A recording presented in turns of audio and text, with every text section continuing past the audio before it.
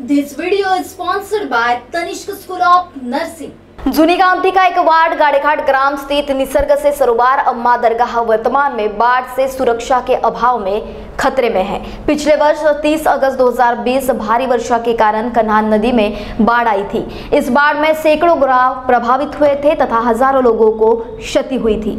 पिछले वर्ष अगस्त महीने की 30 तारीख को जो बाढ़ आई थी, उसके 2 या 3 दिन के बाद में हमारे राज्य के आपदा मंत्री वडेट्टीवार जी, उनके ही साथ में वर्तमान क्रीड़ा मंत्री सुनील केदार जी तथा नागपुर जिले के प्रभारी मंत्री नितिन राउत जी, इन्होंने यहाँ पर आकर मुआयना किया तथा उन्हीं के बाद में पूर्व प्रभारी मंत्री बावनकुले जी और उनके साथ में उनके साथी सहयोगी काफ़ी मात्रा में यहाँ पर पहुंचकर उन्होंने मुआयना किया।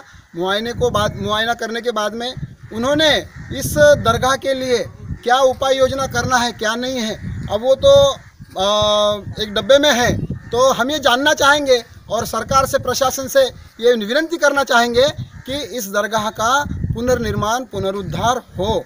बाढ़ग्रस्त गांवों का निरीक्षण करने के लिए महाराष्ट्र राज्य के मंत्री, सांसद से लेकर विधायक तथा स्थानीय प्रशासकीय अधिकारियों ने मुआयना करके दौरे किए गए थे, जिसमें महाराष्ट्र राज्य के आपदा पुनर्वास मंत्री विजय वडेट्टीवार, नागपुर जिले के प्रभारी मंत्री नितिन राउत, राज्य के क्रीड़ा व मत्स्य उद्योग मंत्री सुनील केदार, राज्य के पूर्व ऊर्जा मंत्री तथा नागपुर जिले के प्रभारी पूर्व मंत्री चंद्रशेखर बावनकुळे सहित स्थानीय सांसद तथा विधायकों ने क्षतिग्रस्त काम की मरम्मत का वादा किया। लेकिन संपूर्ण 1 वर्ष बीत जाने के बाद भी अम्मा की दरगाह का क्षतिग्रस्त मलबा जस का तस पड़ा है।